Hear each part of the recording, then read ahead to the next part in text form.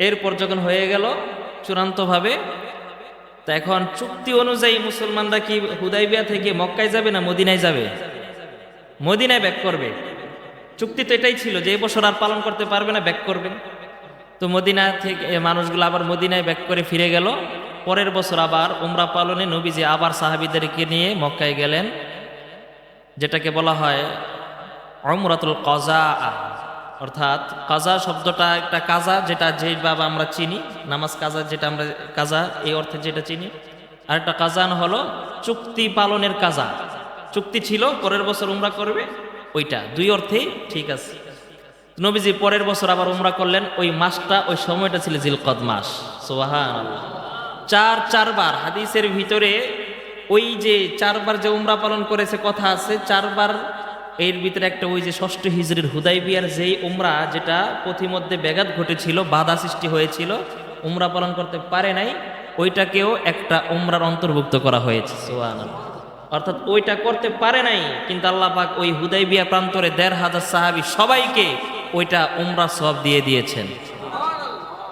জিলকদ মাস, হজের মাস, আশহুরুল হজ, যেগুলো হজের মাস সমূহ বলা হয়, শাওয়াল মাস, জিলকদ, জিলহজের 10 দিন, প্রায় এই 2.5 মাস, এগুলো যে হজের মাস। এই মাসসমূহে কোনো অন্যায় করা এটা ডাবল গুনাহ। আপনারা শুনেছেন, জানেন, বলেছি ইতিপূর্বে অনেকবার। হারাম মাসে 4 মাস, যেটা হারাম মাস, সম্মানিত মাস, এই মাসসমূহে গুনাহ করা ডাবল গুনাহ। কোন একটা গুনাহের শাস্তি ডাবল শাস্তি হবে। মিথ্যা কথা বলা সারা বছর জায়েজ আছে? জায়েজ নাই। এই হারাম মাসেও জায়েজ নাই।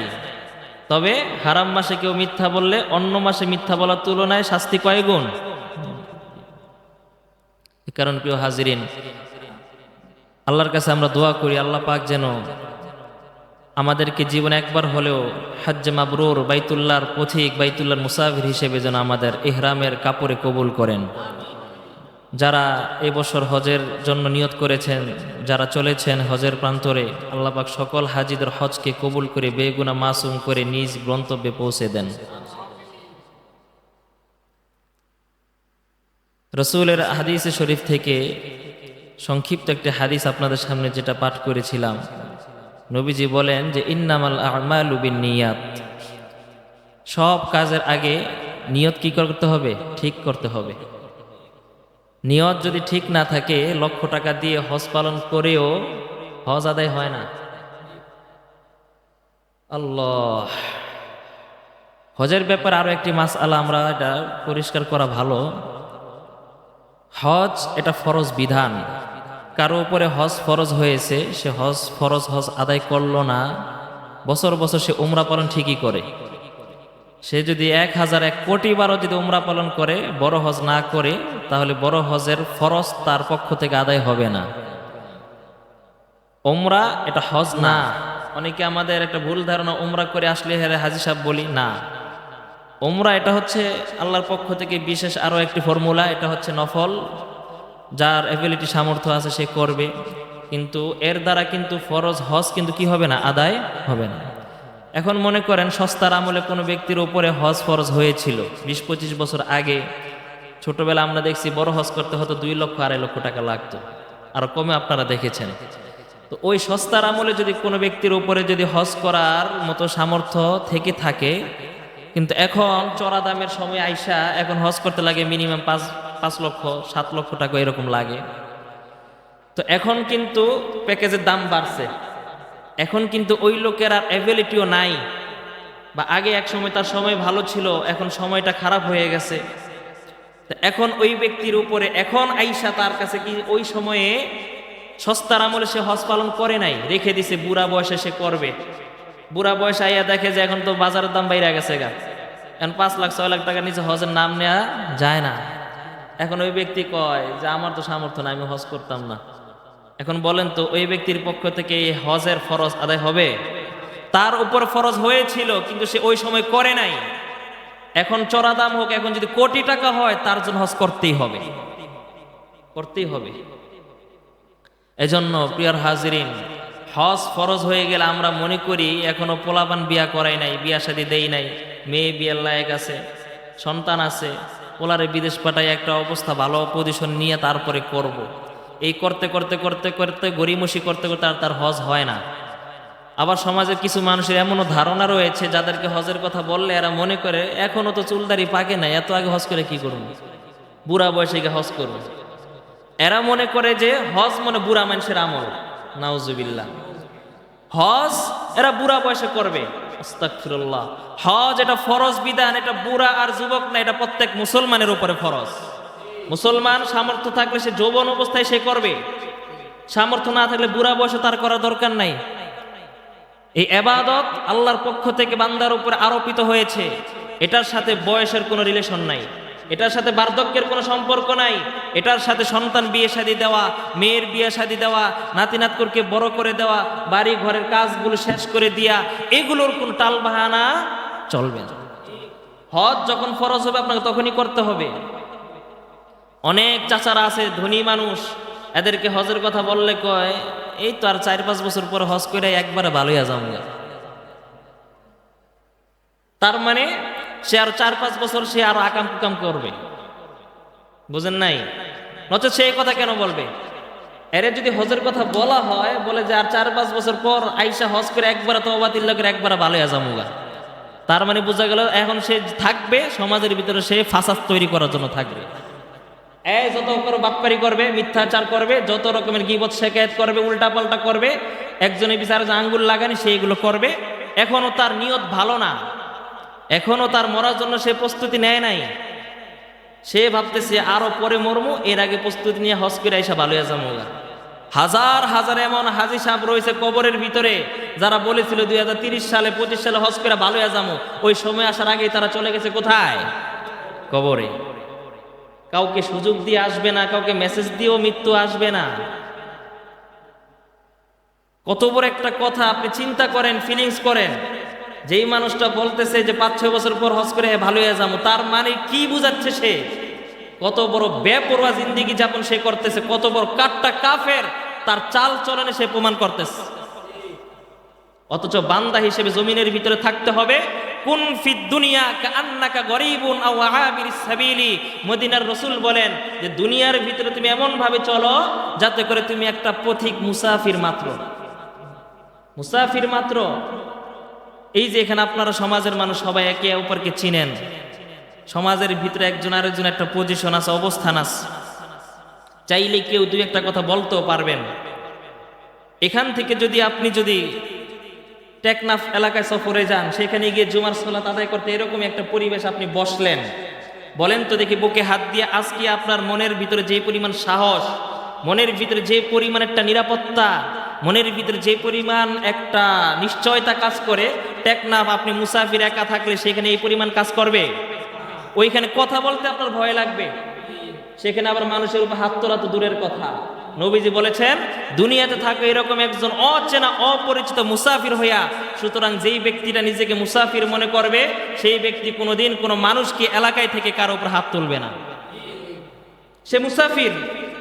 কুন ফিদ দুনিয়া কাআন্নাকা গরীবুন আও আবিরিস সাবিলি। হয়তোবা তুমি অসহায়, তুমি অপরিচিত, অথবা আও আবিরিস সাবিলি, তুমি পথের পথিক হয়ে থাকো দুনিয়ার ভিতরে। আমার ভিতরে আছে চুরি করার নেশা, আমার ভিতরে আছে মাদকাসক্ত, আমার ভিতরে আছে এখনো দুর্নীতি, আমার ভিতরে এখন আছে কূটনীতি। এই জন্য হজের কথা কইলে কারো 5 বছর পরে করব না ভাই। এটা পুরোটাই আল্লাহর সাথে একটা ইবাদত। আপনি হজের যে বিষয়টা, এই যে নামাজে যে আসছেন ফরজ ইবাদত, এটা যদি কেউ সময় মতো আদায় না করে সে যেমন গুনাহগার হয়ে যায়, একজন মানুষের সামর্থ্য আসার পরেও সে ওই সামর্থ্য থাকা অবস্থায় হজ না করলেও তার উপরে ওই হজটা ফরজ, এটা বাকি থেকে যায়। এটা আপনি করবেন না, মনে করছেন যে আমি করব না, এটা আমার ব্যাপার। আল্লাহ পাক বলেন ওমান কাফারা ফা ইন্নাল্লাহ গনিয়্যুন আনিল আলামিন।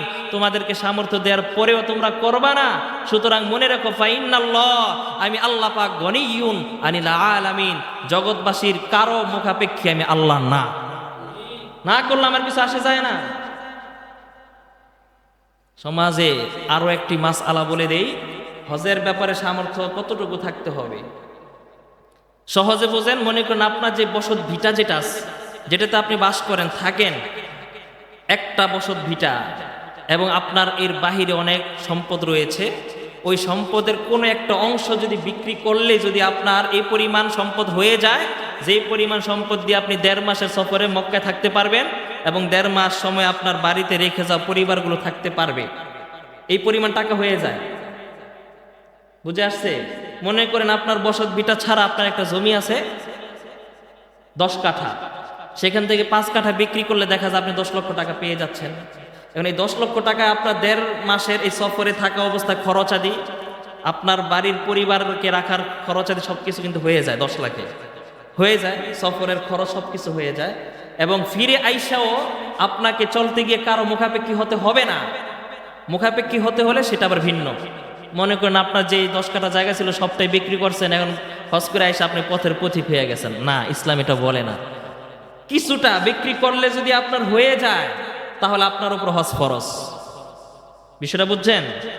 অনেক মানুষের সম্পদ এমন রয়েছে, 1 অংশ কিংবা 2 অংশ বিক্রি করলেই কিন্তু সে হজ করে আইসা এরপরে সে আবার স্বাভাবিক জীবনযাপন সে করতে পারে, কিন্তু সে সেটা করে না। সে বৈশা আছে, তার পকেটের ভিতরে ক্যাশ নগদ টাকা আসবে, সে সেগুলো খরচ করে সে হজে যাবে, এই আশায় বৈশা থাকে সে। আর সে মনে করে হজের সামর্থ্য মনে হয় আমার নাই। কিন্তু এই লোকটাই এই যে কিছুদিন পরে কোরবানির সময় আসবে, সে দেখবেন কোরবানি জন্তু কেনার জন্য সে উঠে পড়ে লাগবে। যেই লোকটা বলে আমার হজের অ্যাবিলিটি নাই, সামর্থ্য নাই, এই লোকটা আবার দেখবেন কোরবানির সময় উঠে পড়ে লাগবে জন্তু কেনার জন্য। কিরে ভাই, তোমার হজের সামর্থ্য নাই, কোরবানির সামর্থ্য কেমনে আস? কারণ কোরবানি না দিলে এলাকার ভিতরে নাম থাকবে না, মুখ দেখাতে পারবে না, সন্তানগুলো এতিমের মতো অসহায় হয়ে ঘুরবে। সুতরাং কোরবানি টাকা না থাকলেও কিস্তিতে তুলো কোরবানি দেয়, কথা কয় না? এজন্য ইন্নামাল আমালু বিন্নিয়াত, হজের আগেও নিয়তকে পরিশুদ্ধ রাখা চাই। যারা কষ্ট করে লাখ লাখ টাকা খরচ করে হজ করে যায়, যদি হজগুলো যদি কবুল নাই হয়, আল্লাহর নবী বিশ্ব নবী রহমাতুল্লিল আলামিন বলেন, দুনিয়ার যত হাজি বান্দারা যখন খানে কাবার পাশে চলে এসে যখন তাওয়াফরত অবস্থায়, যখন প্রতিটা হাজি তাদের পবিত্র জবানে হজের তালবিয়াগুলো যখন পাঠ করতে থাকে, লাব্বাইক লাব্বাইক আল্লাহুম্মা লাব্বাইক লাব্বাইক লা শারীকা লাকা লাব্বাইক ইন্নাল হামদা ওয়ান নি'মাতা লাকা ওয়াল মুলক লা শারীকা লাক, যখন বান্দাগুলো লাব্বাইকের তালকিন যখন দিতে থাকে, মদিনার নবী বলেন আল্লাহ রাব্বুল আলামিন আরশে থেকে ওই বান্দার লাব্বাইকের জবাব দিয়ে লাব্বাইক ওয়া সা'দাইক বলে দেয়। আল্লাহ বলেন লাব্বাইক ওয়া সা'দাইক, বান্দা বলে জমিনে বিচরণ করে করে বান্দা বলে লাব্বাইক, আরশের মালিক আরশ থেকে বলে লাব্বাইক ওয়া সা'দাইক, ও বান্দা তুমি তোমার হাজিরা দিয়েছো, আমি তোমার হাজিরা গ্রহণ করলাম। সুবহানাল্লাহ বলেন, তোমার হাজিরা আমি আল্লাহ পাক গ্রহণ করলাম।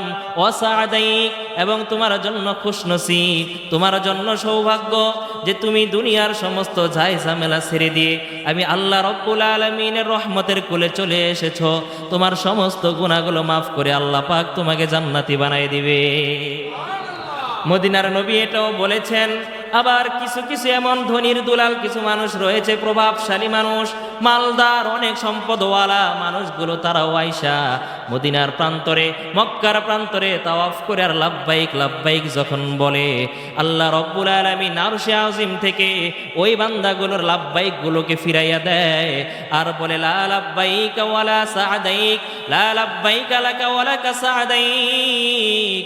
ও পাপিষ্ট বান্দা, ও হারামখোর, তুমি যে সুদের টাকা দিয়া হজে আসছো, ঘুষের টাকা দিয়া হজে আসছো, এলাকার মানুষের সম্পদগুলো আত্মসাৎ করে দিয়ে তুমি আমার এই পুণ্যভূমি মক্কায় আসছো, এখানে আইসা তুমি লাব্বাইক বলবা কাজ হবে না। লা লাব্বাইক লা সা'দাইক, তোমার কোনো লাব্বাইক আমার কাছে গ্রহণযোগ্য নয়, তোমার জন্য কোনো খুশনসিব নয়, তোমার জন্য কোনো অফার নাই, তোমার জন্য কোনো আজকে আমার পক্ষ থেকে কোনো সুখবর নাই। নাউজুবিল্লাহ। এই জন্য হজ করার আগেও আমাদের নিয়ত পরিশুদ্ধ রাখা চাই। হজ এমন পূর্ণ একটা ইবাদত, যেই হজের কারণে বান্দাগুলো যখন গুনাহ নিয়ে মদিনায় যায়, গুনাহ নিয়ে বাইতুল্লাহ যায়, মদিনার নবী বলে একজন হাজী সাহেব হজের অবস্থায় কোনো গুনাহ করল না, মিথ্যাচার করল না, কোনো রকমের অন্যায় অনাচারে লিপ্ত না হইয়া হজের সফরগুলোতে হজের বিধানগুলো যদি সঠিকভাবে আদায় করে বাড়িতে ফিরল, নবীজি বললেন রজাআতকা ইয়াউমিনকা ওয়ালাদাতহু উম্মুহু। নবীজি বলেন একজন হাজী সাহেব হজ করে তার নিজ এলাকায় যখন ফিরল, সে কেমন যেন ওই দিনের মতো যেই দিন তার মা তাকে দুনিয়ায় ভূমিষ্ঠ করলো। একজন মা তার সন্তানকে দুনিয়ায় ভূমিষ্ঠ করার সময় কোনো গুনাহ থাকে? মদিনার নবী বলে একজন হাজী সাহেব তার নিজ এলাকায় ফিরবে, সে তার মায়ের থেকে সদ্য ভূমিষ্ঠ হওয়া অবস্থায় ফিরবে। ও মুসলমান ভাইরা রে আমার, আল্লাহর নবী বিশ্ব নবী রহমাতুল লিল আলামিন অনেক কিছু আমাদের জন্য জানিয়ে দিয়ে গেছেন। রসুলের ওফাতের পরে তাবিঈনদের যুগের একটি ঘটনা আপনাদেরকে বলতে চাই মুসলমান। প্রখ্যাত জগৎ বিখ্যাত হাদিস বিশারদ মুহাদ্দিস আব্দুল্লাহ ইবনুল মুবারক রহমতুল্লাহি আলাইহির যুগের একটি ঘটনা। আব্দুল্লাহ ইবনুল মুবারক রহমতুল্লাহি আলাইহি অনেক বড় তাবিঈন ছিলেন, অনেক বড় মুহাদ্দিস ছিল। ইমাম বুখারী রহিমাহুল্লাহু তাআলার উস্তাদ ছিলেন। সুবহানাল্লাহ নাই? কার উস্তাদ? ইমাম বুখারী। আসহহুল কুতুবি বা'দাল কিতাবিল্লাহ সহিহুল বুখারী। যে কোরআনের পরে সবচাইতে বিশুদ্ধ কোনো কিতাব যদি থাকে সেটা হলো সহিহ বুখারী। এই বুখারীর রচয়িতার নাম কি? ইমাম মুহাম্মদ ইবনে ইসমাইল, যাকে আমরা ইমাম বুখারী নামে চিনি। এই বুখারীর উস্তাদ আব্দুল্লাহ ইবনুল মুবারক। আব্দুল্লাহ ইবনুল মুবারকের উস্তাদ হলো নুমান বিন সাবিত হযরত ইমাম আবু হানিফা রাহমাতুল্লাহি আলাইহি। অনেকে বলে আবু হানিফা নাকি হাদিস জানে না। আমি তো বলি আবু হানিফা তো হাদিসের বাপ। তো আবু হানিফা হাদিস না জানলে ইমাম বুখারী কেমনে হাদিস জানে বলেন তো? ইমাম বুখারী জন্ম 262 হিজরিতে, ইমাম আবু হানিফা জন্ম হয়েছে 90 হিজরিতে। একবার রসুলের যোগ পাইছে সরাসরি 4 জন সাহাবী থেকে তিনি হাদিস শিখছেন। হাদিসগুলো সর্বপ্রথম কিতাবে, তখন তার বই আকার ছিল না, বান্ডিং ছিল না। সর্বপ্রথম ইমাম আবু হানিফা হাদিসগুলোকে কিতাব আকারে সংকলনের কাজ শুরু করেছেন। লাজনাই আবি হানিফা, অর্থাৎ ইমাম আবু হানিফার একটা 40 জন সদস্যের একটা টিম ছিল, যেই টিমের নেতা ছিল ইমাম আবু ইউসুফ রহমতুল্লাহি আলাইহি। তার নেতৃত্বে 40 জন বড় বড় আলেমদের তত্ত্বাবধানে ইমাম আবু হানিফা ওই তৎকালীন যুগে যখন দেখলো যে অনেক সাহাবীরা চলে যাচ্ছে, রসুলের অনেক হাদিসগুলো হারিয়ে যাচ্ছে, তিনি ওই সময় থেকেই এই হাদিস সংকলনের কাজ তিনি শুরু করেছেন। তার আগে, আমার মুখের চাপা না, আপনি গুগলে সার্চ করে দেখেন, ইমাম আবু হানিফার আগে দুনিয়ার বুকে কেউ কিতাব আকারে হাদিস সংকলনের কাজ করে নাই। আপনি দেখেন, মিথ্যার করার সুযোগ নাই, ইন্টারনেটের যুগ। কিতাবুল আসার প্রাচীন এক কিতাব, যেটা ইমাম আবু হানিফার লিখে গেছে। এই কিতাব দেখে দেখে পরবর্তী প্রজন্ম তারা এই কিতাব লেখার প্রতি উদ্বুদ্ধ হয়েছে। ইমাম আবু হানিফার প্রধান শাগরেদ হলো ইমাম আবু ইউসুফ, তার শাগরেদ হলো ইমাম মুহাম্মদ, তার শাগরেদ হলো ইমাম শাফি, তার শাগরেদ হলো ইমাম আহমদ ইবনে হাম্বল। এরপরে যেতে যেতে তারপরে 250 হিজরির পরে 262 হিজরিতে গিয়ে ইমাম বুখারীর জন্ম। এর আগে কিন্তু অনেক কুতুব আইসিআর গেছে, অনেকে আসছে, কিতাব রচনা করেছে, কিতাব সংকলন করেছে, কিন্তু আল্লাহ পাক সবারটা এই জগৎ জুড়ে এমন কবুলিয়াতের মর্যাদা মাকাম দেয় নাই যেটা ইমাম বুখারীকে দিয়েছে। সুবহানাল্লাহ। ইমাম বুখারীর উস্তাদ আব্দুল্লাহ ইবনুল মুবারক, তার উস্তাদ ইমাম আবু হানিফা। তো ইমাম আবু হানিফা যদি হাদিস না জানে, ওই গোড়া যদি কর্তন কেটে দেন, তাহলে কিন্তু বুখারীর কোনো মূল্য থাকে না। বুঝাইতে পারলাম না? তো আব্দুল্লাহ ইবনুল মুবারক রহমতুল্লাহি আলাইহি, একদিকে তিনি অনেক বড় জগৎ বিখ্যাত এক মুহাদ্দিস, লাখ লাখ মানুষদেরকে তিনি একসাথে ময়দানের ভিতরে, খোলা ময়দানে তিনি মাইক ছাড়া তিনি হাদিসের দর্শ দেয়। মাইক ছাড়া তার দর্শের ভিতরে প্রায় 3000-এর মতো মুকাব্বির ছিল। মুকাব্বির, সুবহানাল্লাহ কয় না? মুকাব্বির বুঝেন? মুকাব্বির ছিল প্রায় 3000-এর মতো। দর্শ ক্লাস ছাত্র সংখ্যা কম না বেশি? অনেক বেশি। আবার এটা মনে করেন না যে হুজুর মোল্লা হ্যাঁ মনে গরিব, সব মোল্লারা কিন্তু গরিব না। আব্দুল্লাহ ইবনুল মুবারক তিনি জমিদারের ছেলে, বাপ দাদা পূর্বপুরুষ সব জমিদার। তিনি 6 মাস হাদিসের দর্শ দিতেন, বাকি 6 মাস তিনি জিহাদের ময়দানে যুদ্ধ পরিচালনা করতেন। শুধু তাই নয় মুসলমান, আব্দুল্লাহ ইবনুল মুবারক রহমতুল্লাহি আলাইহি তিনি প্রতি বছর তার নিজ অর্থায়নে নিজের খরচে তিনি তার এলাকা থেকে 1000 মানুষগুলোকে হজ করাইতেন। তার ব্যাপারে এমনও জীবনী পাওয়া যায়, আব্দুল্লাহ ইবনুল মুবারক তার এলাকা থেকে 1000 মানুষগুলোকে তিনি হজ পালন করাইতেন। সেইখানে যাওয়ার পর হজের কাজ শেষ করে যেই দিন তারা বাড়ির দিকে রওনা করবে, আব্দুল্লাহ ইবনুল মুবারক সমস্ত কাফেলাকে ঘোষণা করে দিতেন, ওই যে পাশে ওকাজ নামক একটা বাজার আছে, মেলা আছে, যাও ওইখানে যাও, ওইখানে গিয়া যার যেমন পছন্দ তোমরা কেনাকাটা করো, বাড়িতে নিয়ে যাইবা। ওইখানে বাজারে আবার দোকানদারকে বলে দিতেন, আমার কাফেলা থেকে যে যা কিছু নিবে এদের থেকে কোনো খরচ নিবা না, সকলের খরচগুলো আমি আব্দুল্লাহ পরিশোধ করব। আর আসতে কন্যা সুবহানাল্লাহ, কয়জনের খরচ? আরে 1000 খরচ। আসেনি বর্তমানে এরকম কোন এরকম আছে দানশীল? 1000 মানুষকে হজ করাইবে। আচ্ছা মানলাম 1000 লোককে হজ করাইছে, করার পরেও মন কত উদার। এদেরকে বলে দিতেন বাড়িতে যাইবা, অনেক মানুষ তোমার কাছে আসবে কি চকলেটের আশায়, আতরের আশায়, তসবির আশায়, জায়নামাজের আশায়। এদেরকে যদি না দিতে পারো তখন তো তুমি একটা নিজের কাছে নিজেকে খারাপ লাগবে। 1000 হাজিকে বলে দিত, উকাজ মেলায় আছে, যাও ওই বাজারে গিয়া যার যেটা পছন্দ ওইটা কিনো, আমি আব্দুল্লাহ টাকা দিব। প্রতি বছরের মতো আব্দুল্লাহ ইবনুল মুবারক 1000 দিকে রওনা করলো। হজের কার্যাদি সবকিছু শেষ হয়ে গেল, কাফেলা আবার বাড়ির দিকে রওনা করার জন্য সবকিছু সরঞ্জামগুলো একসাথে গুছগাছ করে নিল। আগামীকাল তারা যাত্রা শুরু করবে বাড়ির দিকে। এমত অবস্থায় আব্দুল্লাহ ইবনুল মুবারক রহমতুল্লাহি আলাইহি কাবা ঘরের দেয়ালের সাথে পিঠটা লাগিয়ে সামান্য একটু আশ্রয় নিচ্ছিলেন, একটু বিশ্রাম করছিলেন। এমত অবস্থায় তার ঘুম এবং তন্দ্রার মাঝামাঝি একটা সময়, একেবারে ঘুমও না আবার জাগ্রত না, মাঝামাঝি একটা অবস্থা আছে না, এই অবস্থার ভিতরে আব্দুল্লাহ ইবনুল মুবারক রহমতুল্লাহি আলাইহি দেখতেছেন 2 জন লোক আসলো, সফেদ সাদা পোশাকধারী 2 জন লোক, একজন তার পায়ের ধারে আর একজন তার মাথার ধারে। এমত অবস্থায় লম্বা ঘটনা মুসলমান, পায়ের ধারে লোকটা দাঁড়াইয়া মাথার পাশের লোকটাকে বলতেছে আব্দুল্লাহ ইবনুল মুবারক, কিন্তু সে কিন্তু শুনতেছে। এমত অবস্থায় একজন আরেকজনকে বলে, কিরে ভাই, এই বৎসর হাজিদের সংখ্যা কত হয়েছে? মাথার ধারে লোকটা বলতেছে প্রায় 6 লক্ষ। কত? প্রায় 6 লক্ষ মানুষ এবার হজের জন্য তারা জমায়েত হয়েছে। আবার মাথার ধারে লোকটা পায়ের ধারে লোকটাকে প্রশ্ন করতেছে, এই 6 লক্ষ লোকদের ভিতরে হজ কবুল হয়েছে কয়জনের? হজ করলেই যে নিজের হাজি সাহেব মনে করে বগল দাবা করেন, হজ করতে গেলেই যে গুনাহ মাফ হয় বিষয়টা তেমন নয়। হজের সাথে সম্পর্ক হলো নিয়তের সম্পর্ক।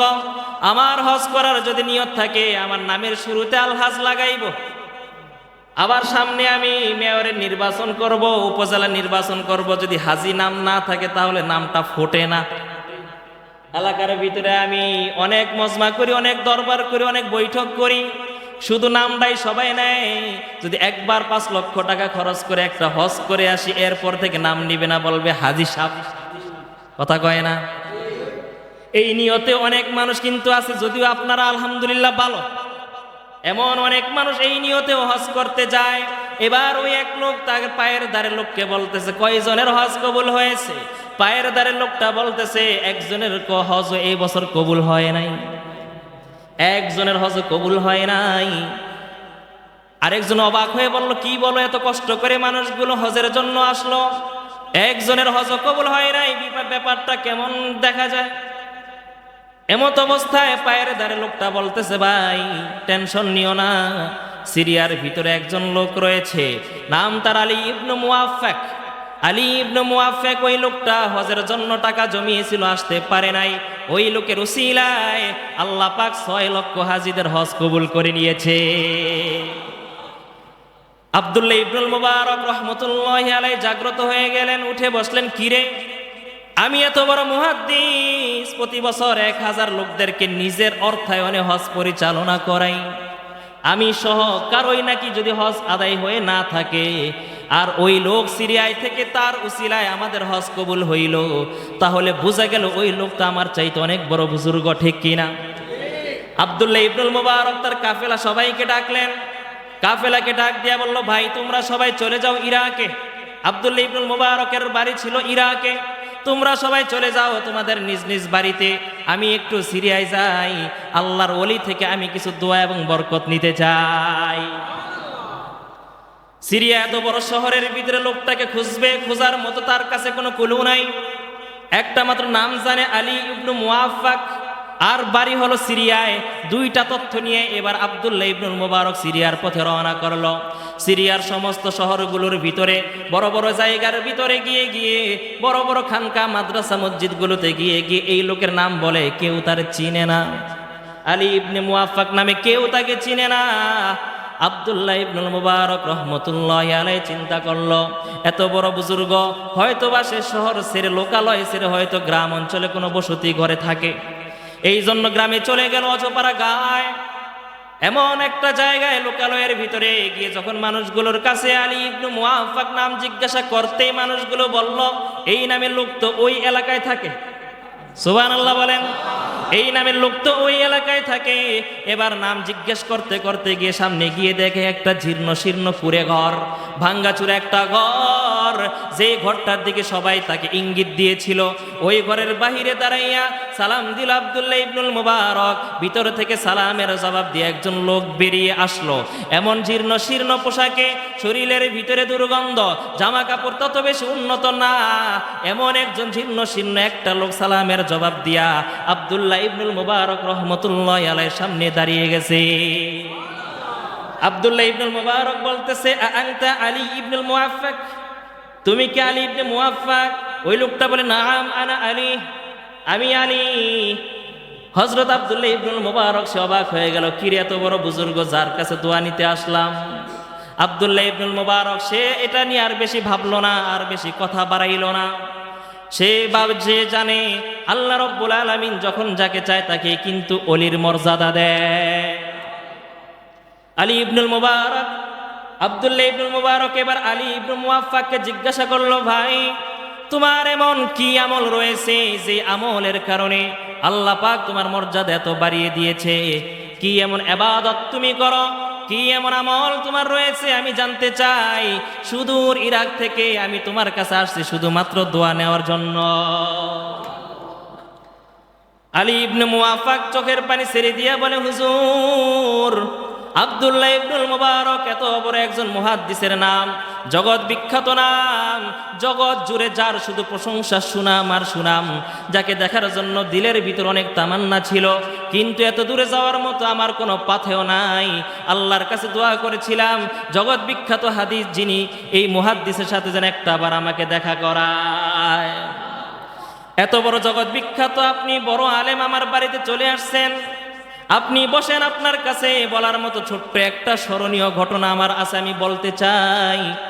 এই বলে আলী ইবনে মুআফফাক সে বসলেন এবং পাশে আব্দুল্লাহ ইবনুল মুবারককে একটা চেয়ারে বসাইয়া সে তার জীবনের একটা ছোট্ট একটা ঘটনা বলতে লাগলেন। ঘটনাটা শুনবেননি? এই শুনবেননি ভাই? পিছের ভাইরা শুনবে না? শুনবেন? আলী ইবনে মুআফফাক বলতেছে, হুজুর, আমি গরিব মানুষ, আমি দিন মজুর, আমি রাস্তায় রাস্তায় মানুষের জুতা পলিশ করে করে আমি রিজিকা উপার্জন করি, জুতা সিলাই, জুতা রং করি, জুতা কালি লাগাই, এইভাবে দিন এনে দিন খাই। উপার্জন ভালো হলে ভালোভাবে খাবার জোটে, উপার্জন না হলে ঘরে চুলার ভিতরে আগুন জ্বলে না। আমার পেশা হলো একজন মুচি। কি? আমি পেশা একজন মুচি, জুতা সেলাই করি।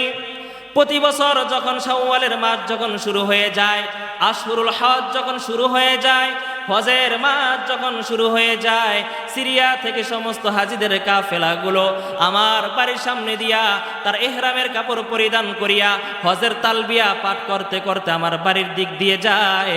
আর তাদের হজের তালবিয়াগুলো শুনে শুনে আমার অন্তরের ভিতরে ভিতরে আমার জ্বালা শুরু হয়ে যায়। আমার বারবার মনে চাই হাজিদের সাথে আমি একবার মদিনা প্রান্তরে যেতে চাই, আমি একবার বাইতুল্লাহ, এখানে কাবা, আল্লাহর ঘর সরাসরি স্বচক্ষে দেখতে চাই। আল্লাহু আকবার। আমিও একবার দেখতে চাই মুসলমান, এই যে খানায় কাবার প্রতি বান্দার দিলের টান, এটা কোনো ফতোয়া দিয়ে চলবে না, কোনো মাসআলা কাজ করবে না।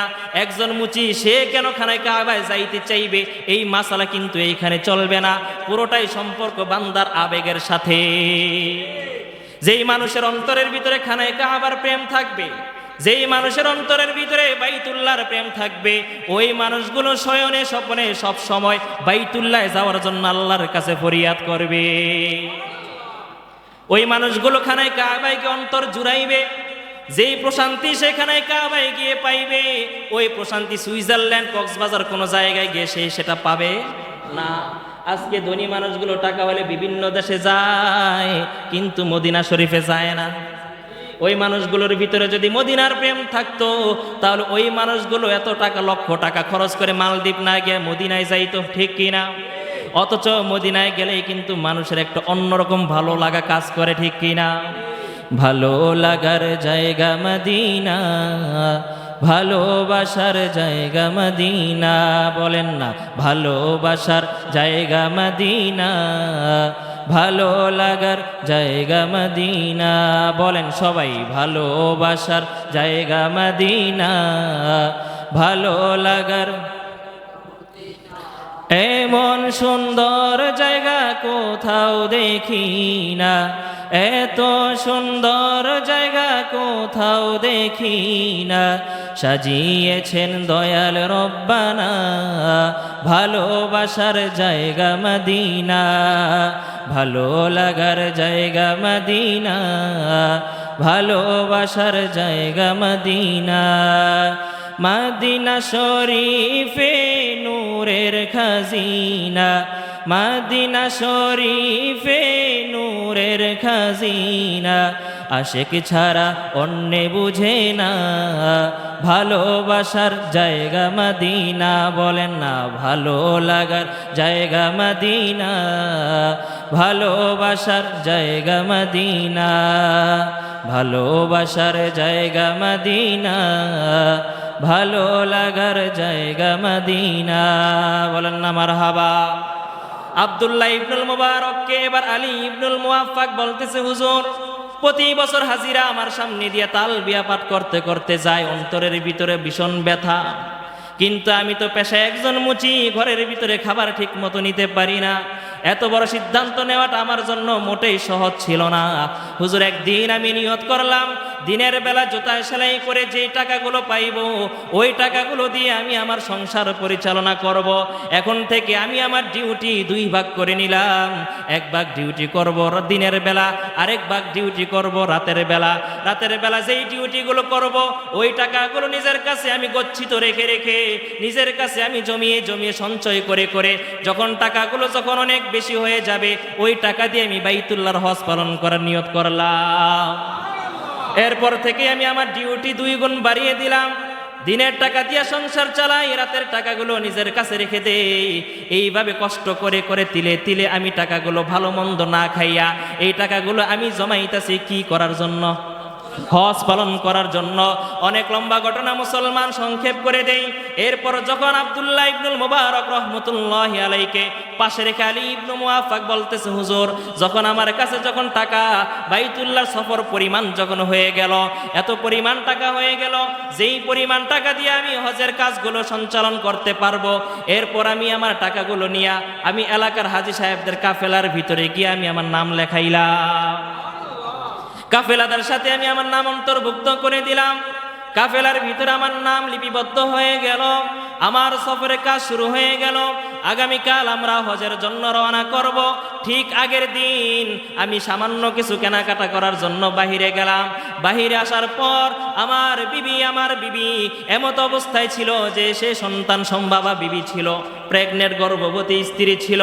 আমার গর্ভবতী সন্তান সম্ভাবা স্ত্রী আমাকে ডাক দিয়া বলে, ও প্রাণের স্বামী আমার, আপনি বাইতুল্লাহর সফরে যাবেন, ফিরে এসে হয়তো আপনি আমাকে নাও দেখতে পারেন। কারণ এমন একটা কঠিন অবস্থাতে অনেক মায়েরা সন্তান জন্ম দিতে গিয়ে তারা শহীদ হয়ে যায় স্বামী। এমনও হইতে পারে হায়াত থাকলে আপনার সাথে দেখা হবে, হায়াত না থাকলে আপনার সাথে হয়তো আমার আর দেখা হবে না গো স্বামী। যাওয়ার আগে আপনার কাছে আমার একটা আবদার হলো, আমার মনে চায় একটু গোশত দিয়া ভাত খাওয়ার জন্য।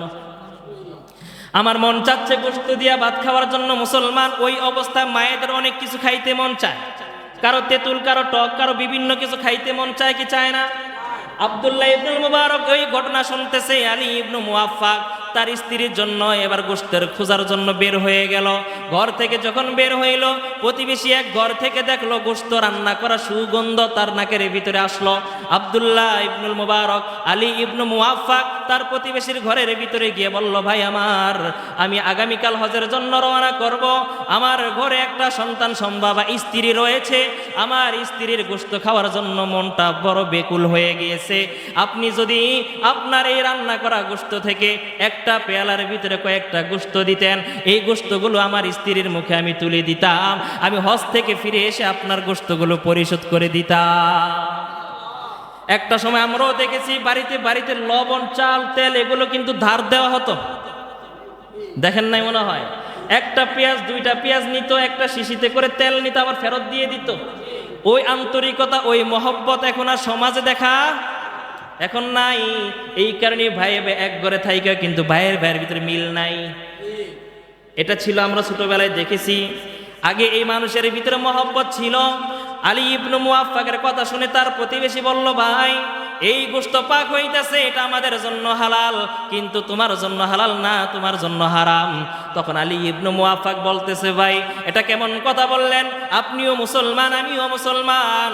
আল্লাহ পাক তো এমন কোনো বিধান দেয় নাই যে যেটা একজনের জন্য হালাল আরেকজনের জন্য হারাম। এমন বৈষম্য কি আল্লাহ করেছেনি?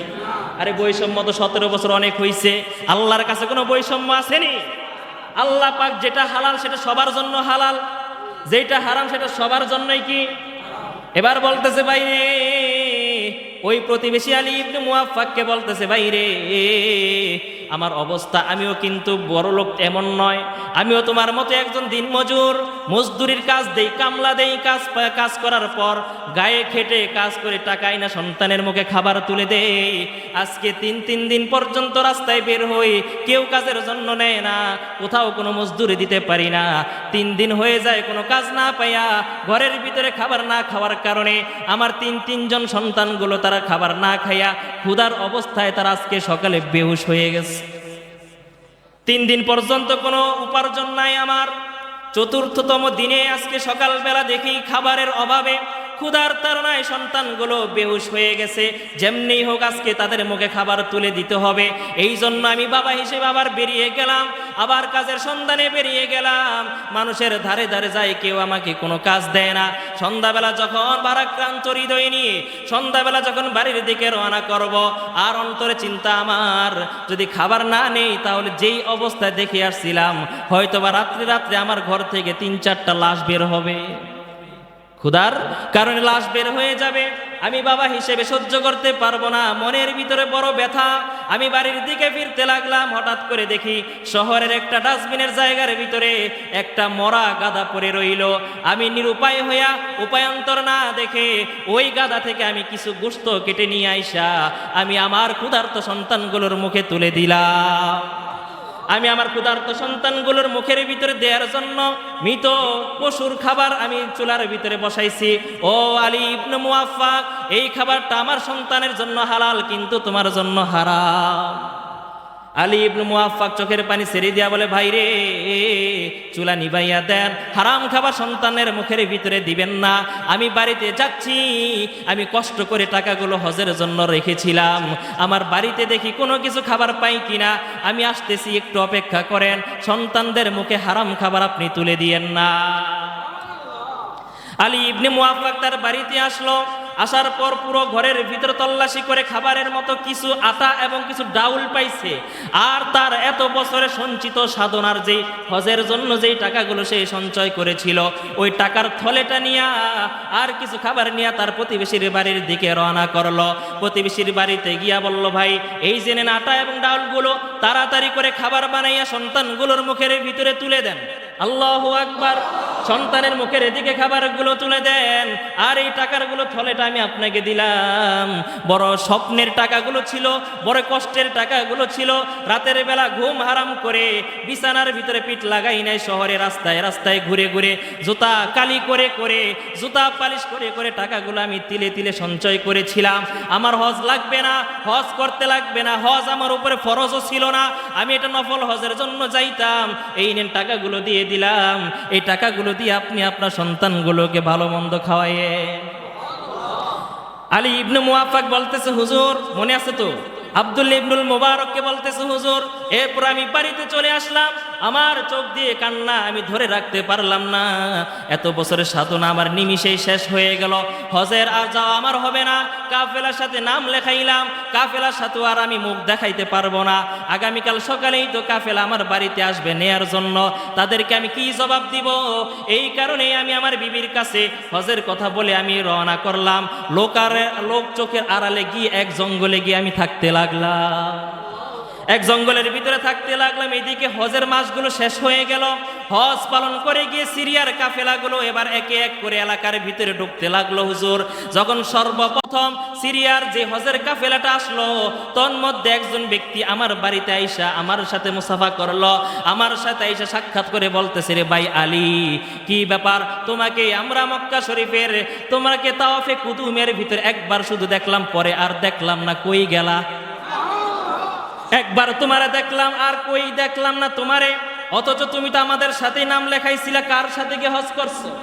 হুজুর এইভাবে একের পর এক লোকগুলো আইসা আমাকে বলতেছে, কিন্তু আমার চোখ বেয়ে পানি পড়ে। আমি তো জানি আমি তো হজের সফরে যাই নাই, এই লোকগুলো হয়তো তারা ভুল বলতেছে, এই জন্য তাদের কথাগুলো আমার কাছে অনেক কষ্টকর লাগছিল। এইভাবে একজন আইসা বলে, আলী রে, আমরা তাওয়াফের অবস্থায় তোমাকে আমাদের সামনে দেখলাম। আরেকজন আইসা বলতেছে, আলী তোমাকে সাফা পর্বতের কাছে দেখলাম। আরেকজন বলতেছে, আলী রে, তোমাকে জামারার কাছে দেখলাম। এইভাবে একজন একজন করে হাজিরা আমার কাছে আইসা আমার সাথে সাক্ষাৎ বিনিময় করতেছে। সর্বশেষ যে কাফেলাটা আমার কাছে আসলো, এই কাফেলার ভিতরে একজন লোক একটা সম্পদের থলি আমার হাতে দিয়া বলতেছে, রে আলী, এই যে এই থলেটা তুমি তো রসুলের রওজার পাশে দাঁড়াইয়া আমার কাছে দিয়েছিলা রাখার জন্য, আমি তো তোমার এই থলেটা নিয়ে পুরো কাফেলা পুরো সফরের ভিতরে ঘুরলাম, তোমারে আমি আর পাইলাম না। গতকালকে আমি বাড়িতে পৌঁছেছি, এই নাও তোমার টাকার থলে, তুমি নিয়ে নাও, তোমার টাকার থলে তুমি নিয়ে নাও। এরপরে হুজুর আমি ঘরের ভিতরে গেলাম, ঘরের ভিতরে গিয়ে আমি যখন ঘুমায়ের জন্য বিছানার ভিতরে শুইলাম, এমত অবস্থায় দেখতে পাইলাম আমার অন্ধকার ঘরটা পুরো আলোকিত হয়ে গেছে। আমার নাকের ভিতরে এমন সুন্দর সুগন্ধি অনুভব করতেছি, এমন সুগন্ধি দুনিয়ার কোনো সুগন্ধির সাথে তুলনা হয় না। ওই সুগন্ধি আমার মনে হয় এটা সরাসরি জান্নাতের খুশবু। এমত অবস্থায় বলতেছে, হুজুরে অবস্থার ভিতরে আমার কাছে মদিনার রসুল সরকারে দু আলম সাইয়্যিদুল আম্বিয়া খাতামুন নবিয়্যিন নবী রহমত মুহাম্মদ আরবি নবী আমার ঘরের ভিতরে তাশরিফ আনলে। আয়েশা বলতেছে, আলী রে, এমন নিয়ত তুমি করেছো, এমন খাঁটি নিয়ত তুমি করার কারণে তোমার উসিলায় 6 লক্ষ হাজিদের হজ আমি আল্লাহ পাক কবুল করে নিয়েছে। 6 লক্ষ হাজিদের হজ তোমার সঠিক নিয়তের কারণে কবুল হয়ে গিয়েছে। শুধু তাই নয় রে আলী, একজন ফেরেশতাকে আল্লাহ পাক তোমার আকৃতি দিয়া হজের কাজগুলো আদায় করে নিয়েছে। হজের কাজগুলো একজন ফেরেশতার মাধ্যমে তোমার চেহারা আকৃতি দিয়া এগুলো আদায় করে নিয়েছে রে আলী। শুধু তাই নয়, আমার একজন গরিব অসহায় ক্ষুধার্ত উম্মতের মুখে হারামের পরিবর্তে হালাল রিজিক তুমি তুলে দেওয়ার কারণে আমি নবী আর মদিনায় থাকতে পারলাম না, সরাসরি সাক্ষাতে তোমার বাড়িতে চলে আসলাম। এই জন্য একজন হাজি দিয়া তোমার কাছে আমি নবীজি একটা হাদিয়ার গিফট, একটা পার্সেল পাঠাইছি। আল্লাহু আকবার। আমি নবীজি একটা হাদিয়া, একটা পার্সেল তোমার কাছে পাঠাইছি, তুমি আলী এটা গ্রহণ করলে আমি নবীজি খুশি হব।